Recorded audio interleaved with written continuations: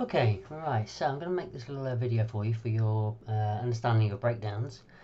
Following on from our discussion yesterday, I've got together a couple of rigs here, and one of them's going to have the breakdown attached to it, and the other one isn't. So hopefully we'll see the difference. So you can see, okay, so if I was to take, let's take these keys here. So I've got a little button here which has the 6 controllers that I'm using, 2 feet, 2 hands, the hips and the head, and they're keyed at the minute on frames 1 and 24, and there's a breakdown on 12 halfway through.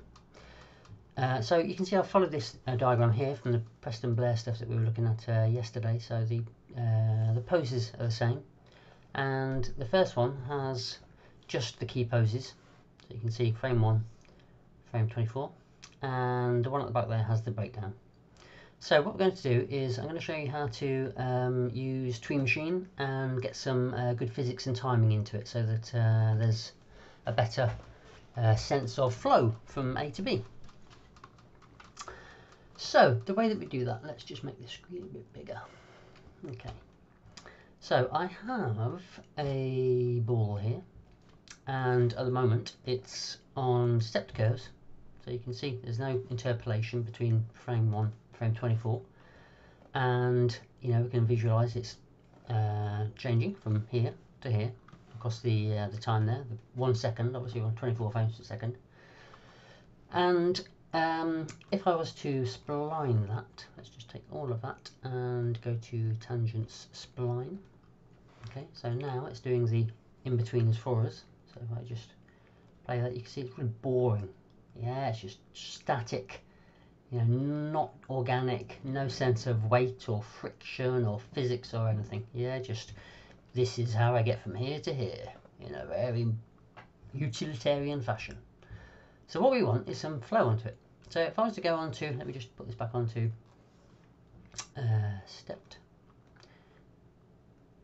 If I was to go on to frame 12, okay, which is where the breakdown is going to be, yeah, halfway through, and I'm going to use Tween Machine. So you've had a bit of an introduction to Tween Machine. You should hopefully have installed it now into your shelf here, and if you've not, you need to go onto the class notebook and go to the scripts panel and figure out how to do that. It's not difficult. Okay, so I've got 2 keys, frame 1, frame 24, and on frame 12, which is where I'm at the moment, I want Tween Machine to create a key, but I'm going to tell it to create a key which is closer in value to the last key.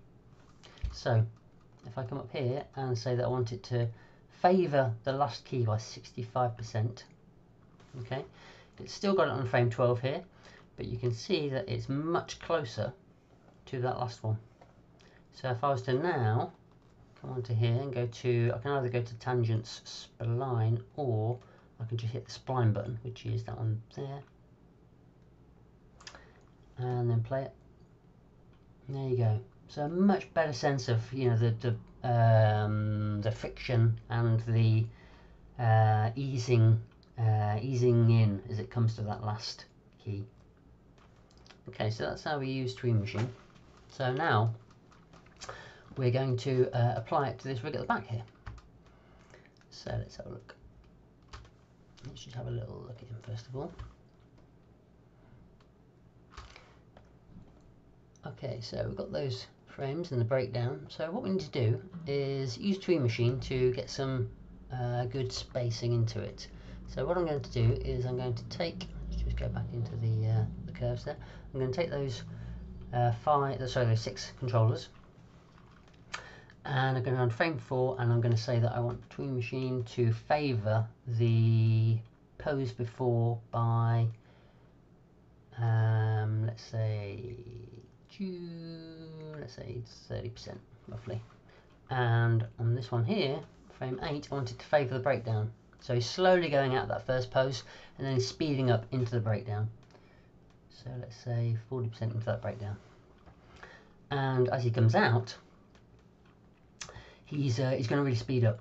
So on frame 16 there, I want it to favour the next pose by, let's say, 30%, and on frame 20 he's getting really close to it, so I'm going to say 60%. There we go. Dum, dum, dum, dum, dum. Okay, there we go. So he slowly goes into that squash position. Yeah, nice bit of a sort of anticipation, and then he's springing back up into it. So what we need to do now is just alter it so that the sense of physics and the sense of drag is being applied to his hands first of all. So I'm going to have a look at this hand here first of all. So let's just go into that control, just turn off geometry, and let's take that one there. I should make this a little bit smaller. Make that a bit smaller. Get myself a little bit more real estate. There we go. Okay, so what I want it to do is I want it to I want it to follow the hips. So the hips come down, but the hand actually sort of stays up before the hips reach their position. So let's put that back up there, and I'm going to just take that hand and twist it a bit, and then on frame 8 I'm going to move it back up and twist it again. Ooh, that's not right.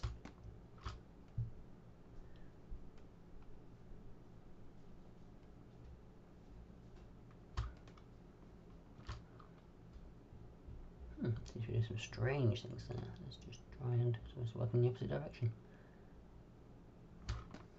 Okay, that's back forward.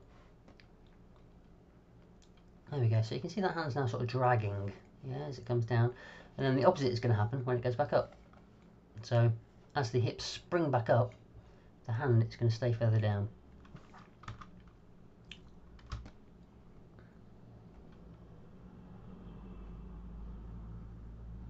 This looks like actually, I've got a problem there already. Unfortunately, it looks like the controller thing's come out of sync. Let's just take that back.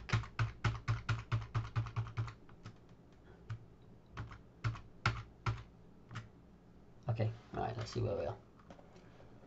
Okay, still got those timings on, so we need to make sure that I got the actual controller. So let's take that there, and let's have another quick look. Okay, so that needs to drag. And let's just drag the hand. Like so. And frame 8, it needs to come back up here.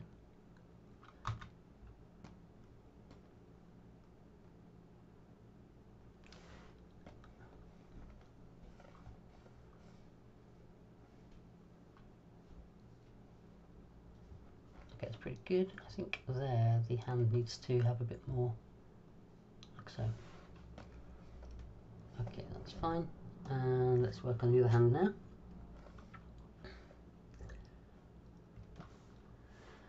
So up here he needs to a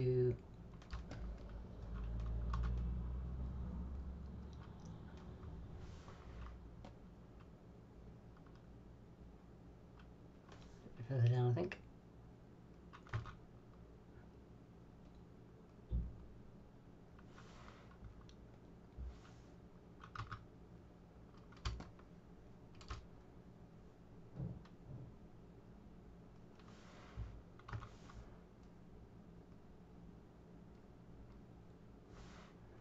Okay, that looks about right.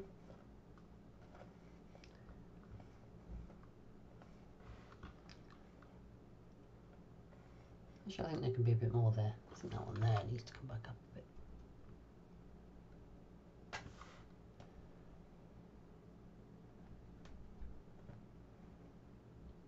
And I'm just going to twist that a bit more there to exaggerate that a bit more. Okay, there we go. Okay, so now we've got the breakdown pose, and now we're going to delay them as they come up. So that one's going to come back down here, and that one's going to come back down.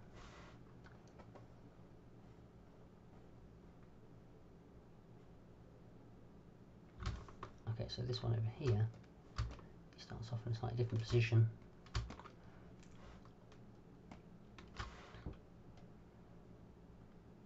I think that needs to be much further over here.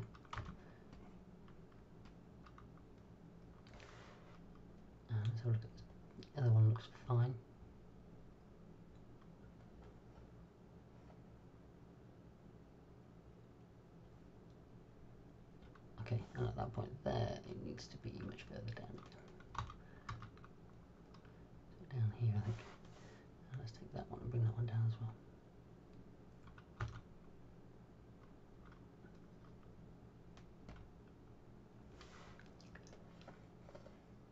There we go, that's better. Okay, there we go. So it's looking like it's starting to come together a lot more now. Bit of drag there as the hips go up and the hands sort of follow. Okay, so what we're going to do now is spline them both, and we'll look at the difference. So let's take all of those and run a selection around it and hit spline.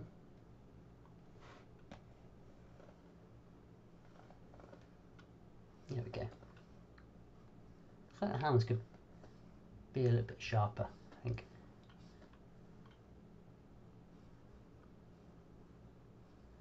I think they need to come up a little bit quicker.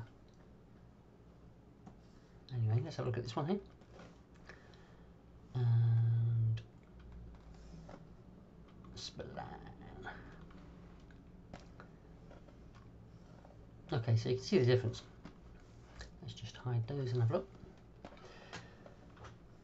Yeah, much more gesture and sort of physics coming into the one at the back there. You can see it needs some polishing with the hands there. The hands, they need to. Actually, they're not too bad, I think. Yeah, but you know the difference is clear. The one here really boring, really straightforward, kind of like just peering over. Yeah, the other one he's afraid. He's coming up. You can see the eyes are moving around a little bit. In actual fact, it looks like the eyes are still clamped. So let's just go on to that. Take the eye controller there, and yeah, you can see they're still on stepped. So let's spline those and just hide them. Have a little look. Oh, there we go. That's better. There we go. So that's how you implement your breakdown. Okay.